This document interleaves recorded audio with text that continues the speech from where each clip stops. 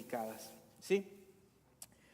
Estamos en la semana número 3 del libro de Nehemías y es mi oración que esta serie te anime, te fortalezca, te alimente tu espíritu y te bendiga tanto como me ha bendecido a mí. Y quiero empezar leyendo 6 versículos del capítulo 4. ¿Cuántos saben que la palabra de Dios es viva y eficaz? Dice así, cuando Sanbalat se enteró de que estábamos reconstruyendo la muralla, es Nehemías escribiendo una autobiografía. Dice, se disgustó muchísimo. ¿Quién se disgustó? Sanbalat. Y se burló de los judíos ante sus compañeros y el ejército de Samaria. Dijo, ¿qué están haciendo estos miserables judíos? ¿Creen que se les va a dejar que reconstruyan y que vuelvan a ofrecer sacrificios? ¿Piensan acaso terminar en un solo día? ¿Cómo creen que de esas piedras quemadas, de esos escombros van a hacer algo nuevo? Y Tobías, el amonita que estaba junto a él, añadió, hasta una zorra si se sube a ese montón de piedras lo echa abajo. Nehemías dice, por eso oramos. Escucha, Dios nuestro, cómo se burlan de nosotros. Haz que sus ofensas recaigan sobre ellos mismos. Entrégalos a sus enemigos, que los lleven en cautiverio. No pases por alto su maldad, ni olvides sus pecados, porque insultan a los que reconstruyen. Versículo 6. Así que continuamos con la reconstrucción y levantamos la muralla hasta media altura, pues el pueblo trabajó con entusiasmo. Otra versión dice con ánimo. La versión original también dice con todo su corazón, es decir, todo su ser estaba invertido en la reedificación de las murallas de Jerusalén. Toda escritura apunta a Jesús. Hay muchos que tratan de rechazar el Antiguo Testamento, pero el Antiguo Testamento nos informa lo que el Nuevo Testamento viene a hacer. En el Antiguo Testamento vemos que Dios hace un pacto con Israel. ¿Cuántos saben lo que es un pacto? Un pacto es un acuerdo. Dios les dice, si ustedes, entonces yo, ¿verdad? Dios cumple promesas. Los que fallan somos nosotros, ¿verdad? Es el pueblo de Israel. El pacto es hecho en los términos de Dios. Dios es el que pone las reglas, los términos para el pacto. Y si Israel hacía su parte, Dios haría la suya. Entonces Nehemías se encuentra con una carga al enterarse de que los muros han sido derribados y darse cuenta que la razón por la cual estaban derribados era porque el pacto estaba roto, la relación entre Dios e Israel estaba rota. Entonces Nehemías trata de restaurar las murallas de Jerusalén para acercarse al cumplimiento de su parte del pacto y así restaurar la relación entre Dios e Israel. Escúcheme bien, el objetivo principal de este libro es informarnos y guiarnos en cómo restaurar una relación con un Dios santo y todopoderoso. Este libro se trata de más que cómo prosperar en esta vida. Claro, tiene buenos consejos de cómo lidiar con conflictos. Claro que tiene buenas instrucciones, pero por objetivo principal es restaurar la relación de una humanidad podrida por el pecado con un Dios santo, todopoderoso, lleno de sabiduría y de majestad. Amén. Entonces, Nehemías siente la obligación y el llamado de Dios como un tipo profeta político, se pudiera decir, de restaurar los muros. Ahora ya leímos capítulo 1, 2 y 3, espero que lo haya leído. Vimos que en el capítulo 3 todos trabajan, todos reconstruyen, todos aportan al trabajo. Claro, después hay capítulos posteriores en los que nos damos cuenta de algunos cuantos nobles que no querían ensuciarse las manos, pero eso es para otro mensaje. La prioridad del mensaje de hoy es darnos cuenta que siempre que hay un trabajo por Dios, en Dios y para Dios, habrá oposición. El trabajo de reconstruir las murallas no era solo por reconstruir las murallas, sino era para poder restaurar la relación entre Dios e Israel. ¿Me entiende? Ese es el objetivo principal. Entonces quisiera que habláramos brevemente del blanco del enemigo, porque hay un enemigo que está tratando de derribar murallas, de mantenerte alejado de la obra de Dios, de desanimarte, de presentarte tentación y pecado para destruirte. Pero quisiera hablar de quién es el blanco del enemigo. ¿Quién es el ojo de ese blanco en el agujero del enemigo donde él apunta para disparar? El primer objetivo del enemigo es Dios mismo.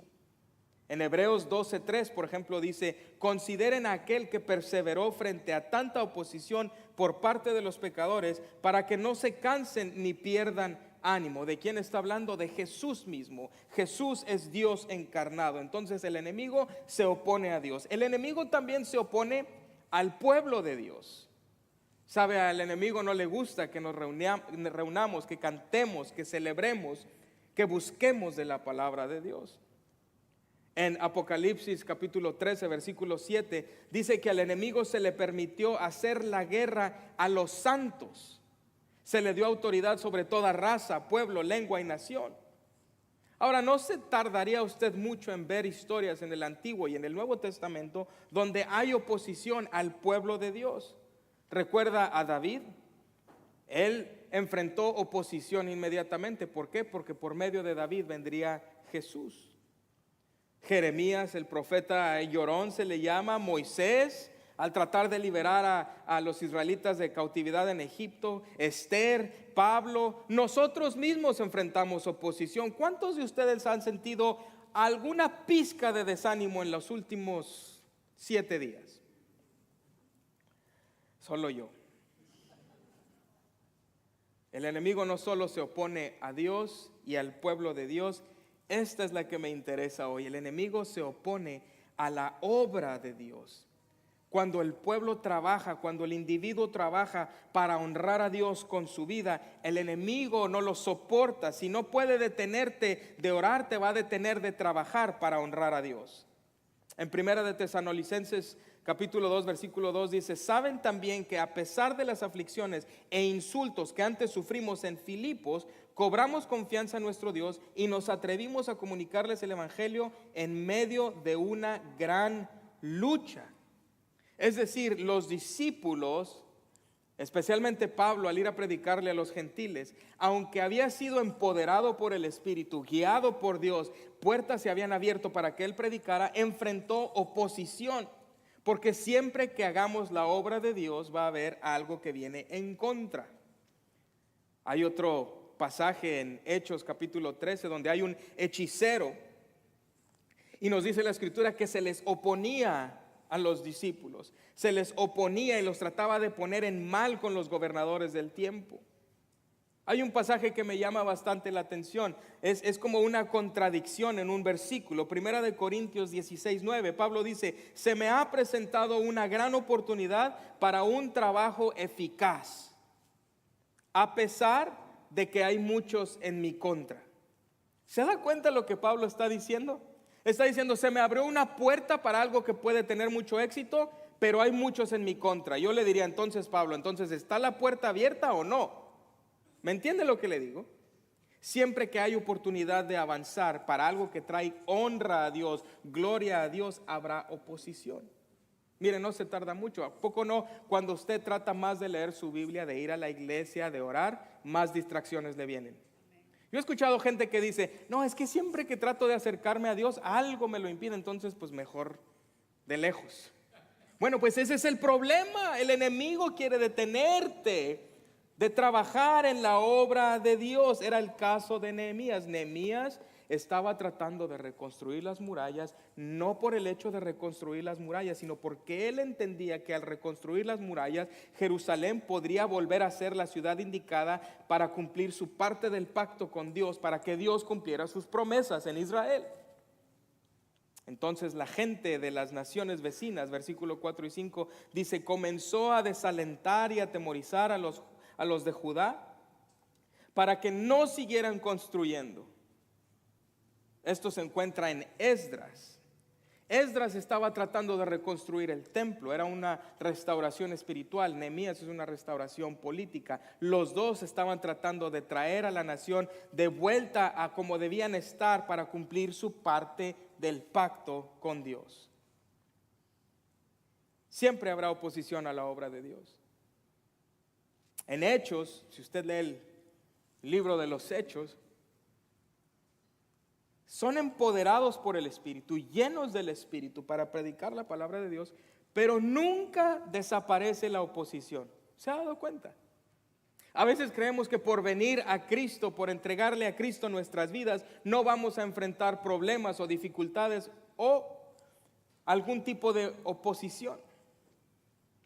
Yo quisiera informarle que entre más tratemos de reunirnos nosotros como iglesia, de honrar a Dios, de cantarle a Él, de crecer en su palabra, más oposición vendrá. Y el enemigo utilizará cualquier cosa para distraernos. Yo tengo un límite de lo que yo puedo hacer, pero el Espíritu Santo es todopoderoso para atraer al que deba atraer. Yo le aconsejo que ponga en prioridad su relación e intimidad con Dios a diario.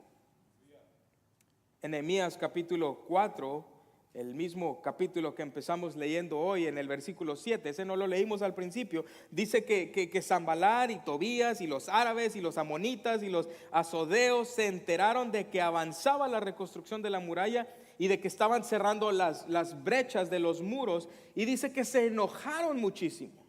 Al enemigo no le gusta cuando reconstruimos algo para la honra de Dios. Entonces acordaron atacar a Jerusalén y provocar disturbios en ella. Entonces el enemigo se opone a Dios, al pueblo de Dios y a la obra de Dios. Ahora, ¿cuáles son las fuentes de oposición? Bueno, en primer lugar está el mundo, ¿verdad? El mundo, nos dice Juan capítulo 15, versículo 18, el mundo aborrece las cosas de Dios. Ahora tengo que tener cuidado porque cuando digo el mundo tal vez se malinterpreta que debiéramos repudiar el mundo, pero es el sistema del mundo, ¿me entiende?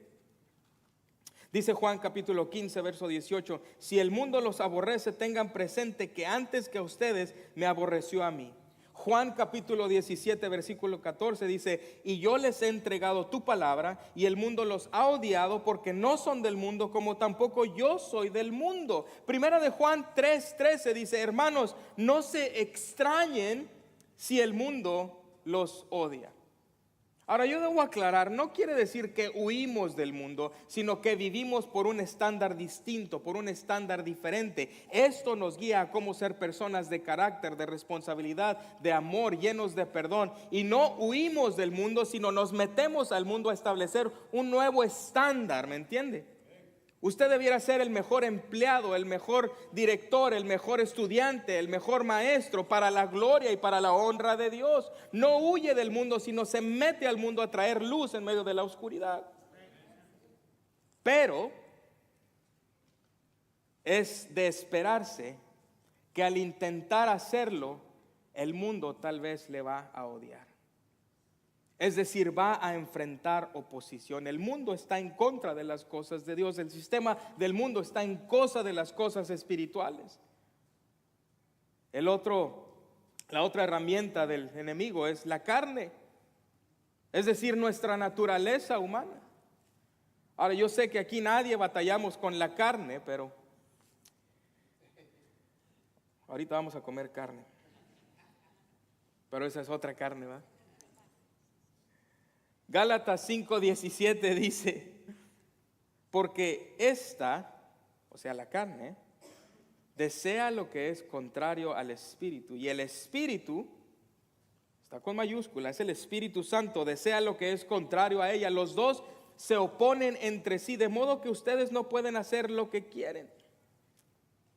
En Mateo 26:41 Jesús dijo, estén alertas y oren para que no caigan en tentación. ¿Por qué? Porque el espíritu está dispuesto, pero el cuerpo es débil.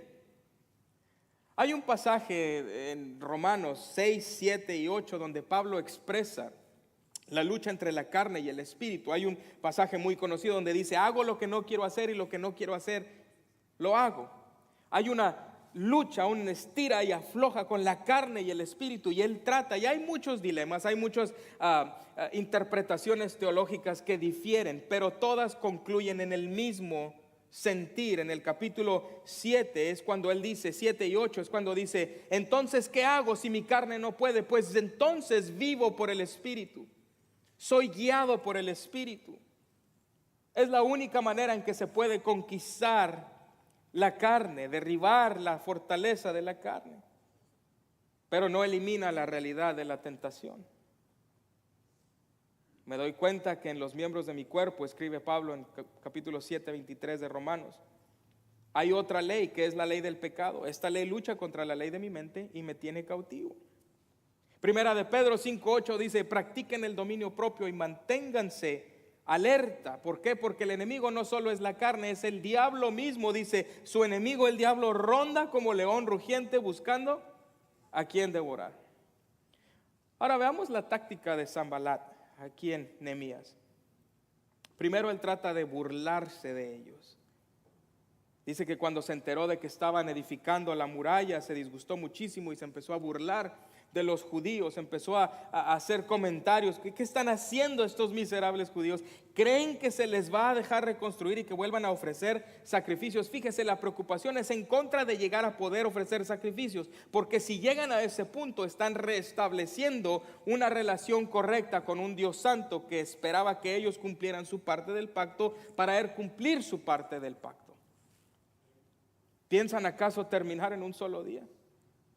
Esta es una táctica común usada por los enemigos de Dios. Me recuerda al rey Ezequías en Segunda de Reyes. Él trata de restablecer las cosas delante de Dios, y un comandante que se oponía a ellos viene y trata de burlarse de él y decirle: ¿en qué estás basando tu confianza? ¿Qué no ves tu condición? Estás débil, no tienes lo que se requiere. Y muchas veces nosotros como creyentes tratamos de honrar a Dios y de repente vemos la realidad en el espejo y decimos: es que yo no puedo. Y la realidad es esa: no podemos solos, necesitamos el Espíritu de Dios, necesitamos su presencia para fortalecernos. Recuerda cuando Jesús es guiado por el Espíritu al desierto para ser tentado, ¿lo recuerda? Le dice el enemigo: todo esto te daré si te postras a mí. ¿Por qué trataría de tentar el enemigo a Jesús mismo? Porque Jesús iría a la cruz para morir y resucitar, para nosotros poder tener una relación íntima con un Dios santo. No amen al mundo ni nada de lo que hay en él, dice Primera de Juan 2:15. Si alguien ama al mundo, no tiene el amor del Padre, porque nada de lo que hay en el mundo, los malos deseos del cuerpo, la codicia de los ojos y la arrogancia de la vida, proviene del Padre, sino del mundo. Sabes, el enemigo intentará engañarte, distraerte. En Nehemías capítulo 6, si usted adelanta, Sanbalat no se desanima. Él viene y trata de instigar más problemas. Manda mensajeros y le dice a Nehemías: vamos a reunirnos, vamos a hablarlo de frente. Y Nehemías escribe: pero en realidad yo no me vi con ellos, porque ellos estaban planeando hacerme daño, estaban tratando de dañarme, de impedir la obra. Versículo 1 y 2 lo dice muy claro en Nehemías capítulo 6. En Judas, versículo 4, se nos habla de ciertos individuos que se infiltran en la iglesia misma. Dice: el problema es que se han infiltrado entre ustedes ciertos individuos que desde hace mucho tiempo han estado señalados para condenación. Son impíos que cambian en libertinaje la gracia de nuestro Dios y niegan a Jesucristo, nuestro único soberano y Señor. Entonces el enemigo trata de traer burla, condenación. Trata de intimidarte, haciéndote sentir menos. Sabes, tu identidad debe estar basada en Cristo y solo en Cristo. ¿Tienes buen trabajo? Qué bueno. ¿Tienes posesiones? Qué bueno, pero tu identidad no debiera estar basada ahí, debiera estar basada en Cristo, porque todo lo demás se deshace en un rato. Presión sostenida. El enemigo usa presión sostenida, es decir, te trae presión una y otra vez. Sanbalat no solo fue una vez, sino nos dice el versículo 4, 4 veces me enviaron este mensaje, 4 veces él me envió a decir, vamos a reunirnos, pero estaba tratando de hacerme daño. Sabes, el enemigo no se va a cansar de tratar de desanimarte y va a utilizar lo que sea, hasta la misma iglesia, si se lo permitimos, para desanimarte. Por eso es que nuestra intimidad con Dios debe ser prioridad ante todas las cosas. Lo he dicho antes y lo vuelvo a repetir. Lo que nos une como iglesia sí es el trabajo juntos, es la obra de Dios juntos, pero lo que realmente nos une es tener una relación íntima con Dios en común. Por eso es que como creyentes tenemos familia en todas partes del mundo. A donde vas, si hay alguien que ama a Cristo como tú lo amas, tú sientes esa conexión así. Ahora, ¿qué motiva la oposición? Envidia. Sorpresa, ¿no? Hay envidias. ¿Recuerda cómo Saúl empezó a mirar a David con celo, con recelo? Ahora, tal vez no era Saúl mismo, era el enemigo mismo utilizando a Saúl para que él sintiera envidia de David, porque el enemigo sabía que por medio de David habría de venir el Rey de Reyes y Señor de Señores, Jesucristo mismo, a salvar al mundo. ¿Para qué? Para restaurar una relación entre Dios y los hombres. Una conciencia perturbada también puede ser lo que motiva la oposición. Es decir, cuando no se conoce claramente la diferencia entre el bien y el mal, se confunden principios, se niega a Dios. Juan 7:7 dice, el mundo no tiene motivos para aborrecerlos. A mí, sin embargo, me aborrece porque yo testifico que sus obras son malas. Cuando hay una conciencia perturbada, cuando sientes culpa, cuando sabes que hay algo que no está alineado con lo que Dios dice, aunque no lo hayas sabido, tu conciencia te lo dice. Romanos 1 dice que todas las cosas, las cualidades de Dios han sido demostradas para toda humanidad, para que no haya excusa de decir yo no le conocí. Podemos ver su grandeza, su belleza, su pureza, aún en la naturaleza misma. Pero cuando la conciencia está perturbada, tratamos de atacar aquello que viene de Dios y que es para Dios y que es por Dios. Tal vez hay intereses, a veces es dinero. En el libro de los Hechos hay una mujer joven que era adivina y le generaba ingresos a un grupo de gente, y Pablo y Silas vienen y los evangelizan. Y nos dice Hechos 16:19 que cuando los amos de la joven se dieron cuenta de que se les había esfumado la esperanza de ganar dinero, porque ahora se había convertido esta mujer, echaron mano a Pablo y a Silas y los arrestaron a la plaza ante las autoridades. Hablemos de oposición al hacer el trabajo de Dios. Dios quiere tener intimidad con nosotros. El enemigo quiere destruir esa relación.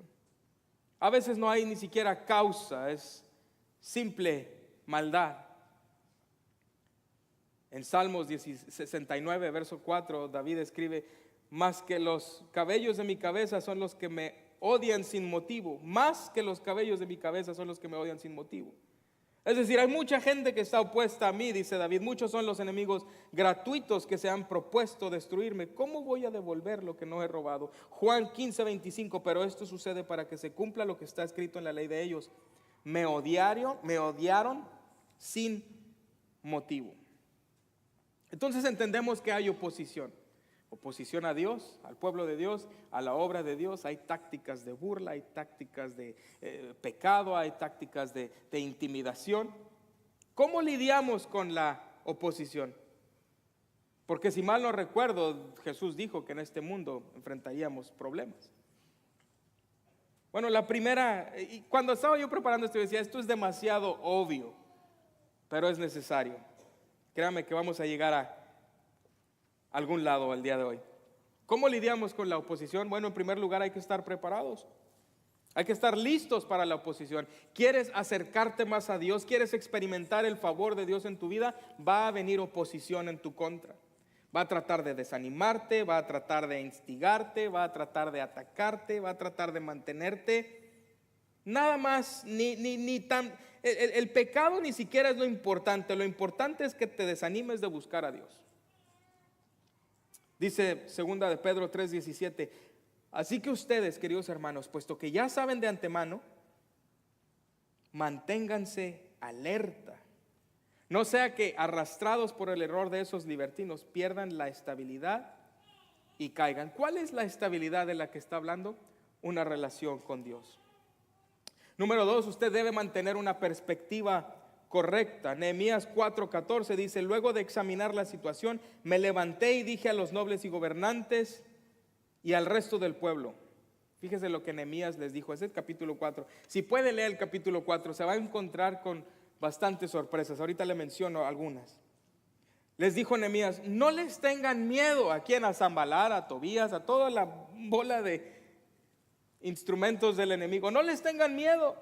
Dice, acuérdense del Señor que es grande y temible. Pero luego me encanta la actitud de Nehemías porque dice, y peleen por sus hermanos, peleen por sus hijos e hijas y por sus esposas y sus hogares. Sabes, a veces creemos como creyentes que nuestra responsabilidad es solo clamar a Dios y sentarnos y esperar. Muchas veces la respuesta de Dios, si no casi todas las veces, viene por medio de ti mismo. Es decir, tú oras y actúas. Debe existir la oración, claro, como prioridad. En el versículo 4, Nehemías oró inmediatamente, dijo, escucha a Dios nuestro clamor. E hizo una oración como las de David, esas donde ora por los enemigos, que Dios se encargue de los enemigos. Pero lo que me llama la atención es que si usted se adelanta unos versículos en el capítulo 4 de Nehemías, usted se va a encontrar hombres y mujeres reconstruyendo los muros con una espada en una mano y reconstruyendo en la otra, y el escudo acá y reconstruyendo acá. Claro que Dios pelea nuestras batallas cuando nosotros no podemos pelearlas. ¿Me entiende lo que le digo? Es decir, habrá batallas que usted debe pelear empoderado por Dios, anclado de Dios. Pero usted no puede sentarse y decir, Dios me defiende de todo. No. Hay que tomar responsabilidad de las cosas que Dios ha puesto en nuestras manos y hacer lo que nosotros podemos hacer para que Él pueda hacer lo que solo Él puede hacer, ¿me entiende? También hay que utilizar paciencia. Dice así humildemente, debe corregir a los adversarios con la esperanza de que Dios les conceda el arrepentimiento para conocer la verdad. Es decir, cuando la oposición viene, que a veces viene en forma de personas, hay que ser pacientes, hay que pedir sabiduría, hay que pedir dominio propio, hay que ser prudentes. Dice Proverbios capítulo 15, verso 1, la respuesta amable calma el enojo, pero la agresiva echa leña al fuego. A ver, ¿cuántos de aquí cuando alguien les habla mal como que se les... Nomás yo pues, soy el único renegado en esta iglesia pues. A mí me choca que me hablen mal. Pero me aguanto, soy bien paciente y prudente. Nomás no le pregunte a Norma. No, pero hablando con toda seriedad, ¿sabe eso de Facebook cuando se trata de hablar del pecado y lo que está bien y lo que está mal? Solo le va a instigar y a veces las respuestas no van a ser las correctas. Es mejor hablar cara a cara, decirlo con prudencia, no que comprometa la verdad. Hable la verdad, pero háblela claramente, con amor, con gracia. Dice Proverbios 15:1, la respuesta amable calma el enojo. La agresiva, dice, le echa leña al fuego. Segunda de Corintios 6:3, Pablo escribe, por nuestra parte, fíjese, Pablo así de valiente que era y de bravo que era, porque era bravo Pablo, dice, por nuestra parte, a nadie damos motivo alguno de tropiezo, para que no se desacredite nuestro servicio. Vivimos en un tiempo en que la iglesia aparentemente, ¿verdad?, por lo que se expone, está en crisis, pero la realidad es que no está en crisis. Jesús la sigue edificando, Jesús la sigue construyendo, el Espíritu Santo está presente en la iglesia. Y sí, hay iglesias donde hay divisiones, sí hay iglesias donde hay gente con motivos malos en su corazón y tratan de dividir y tienen envidia y tienen celo y tratan de contender. Pero por nuestra parte, a nadie damos motivo alguno de tropiezo para que no se desacredite nuestro servicio. Yo le aseguro que en todo mi esfuerzo, en mi vida ministerial, nunca he dejado que mi carne domine lo que pongo en redes, lo que le digo a la gente, lo que siento cuando a veces gente ha hablado mal de mí o ha hablado mal a mí directamente. Porque siempre que tratamos de hacer la obra de Dios habrá oposición. También necesitamos perseverancia. Dice, por lo tanto, mis queridos hermanos, manténganse firmes e inconmovibles, progresando siempre en la obra del Señor, conscientes de que su trabajo en el Señor no es en vano. Filipenses 1, 27, 28. Pase lo que pase, fíjese bien, pase lo que pase, compórtense de una manera digna del Evangelio de Cristo. Digna del Evangelio de Cristo. Aquí usted filtra cómo saber a quién escucha y a quién no escucha. A quién le para el alto y a quién le dice, no me digas más. De este modo, ya sea que vaya a verlos o que estando ausentes solo tenga noticias de ustedes, sabré que siguen firmes en un mismo propósito, luchando unánimes por la fe del Evangelio. Y sin temor alguno de sus adversarios, lo cual es para ellos señal de destrucción, para ustedes en cambio es señal de salvación, y esto proviene de Dios. Primera de Pedro 5:9 dice, resístanlo. ¿A quién? Al enemigo. ¿Cómo? Manteniéndose firmes en la fe, sabiendo que sus hermanos en todo el mundo están soportando la misma clase de sufrimientos. Póngase de pie conmigo. Nehemías significa Dios consuela.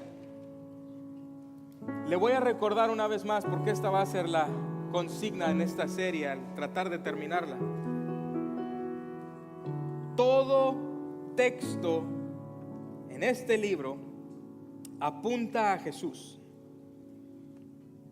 Esdras y Nehemías, como recordarás, son libros que algunos dicen que originalmente eran un libro grande,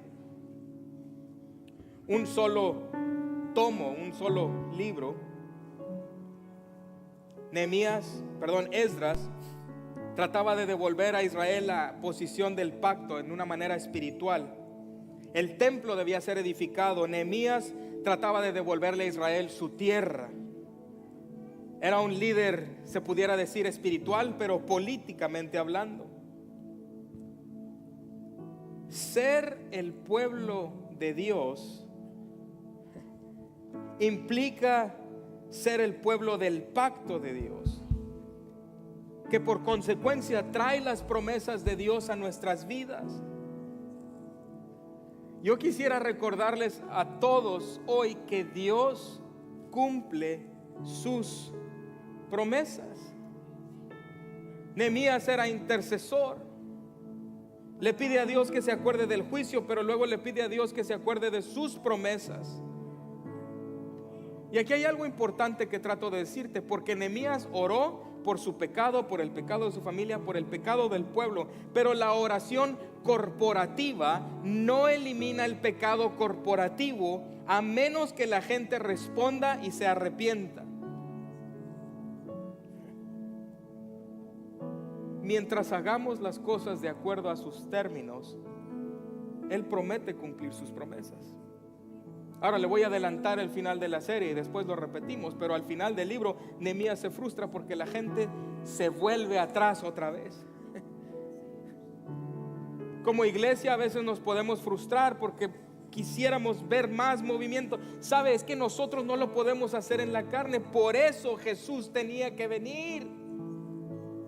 Ahora descansamos en lo que Él edifica, en lo que Él construye, en lo que Él hace, en la carga que Él llevó por nuestros pecados para que nosotros pudiéramos tener acceso al Padre.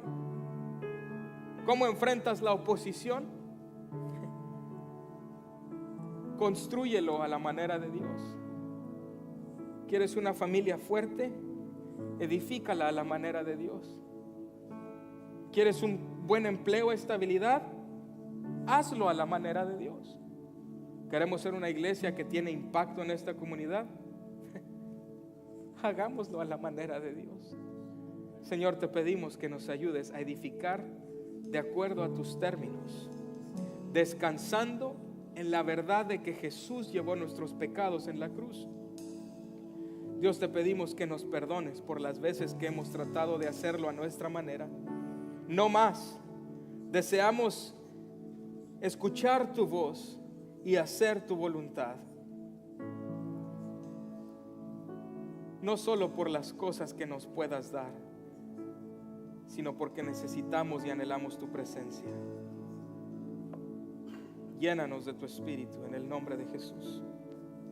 La iglesia dice: amén. Adoremos un momento.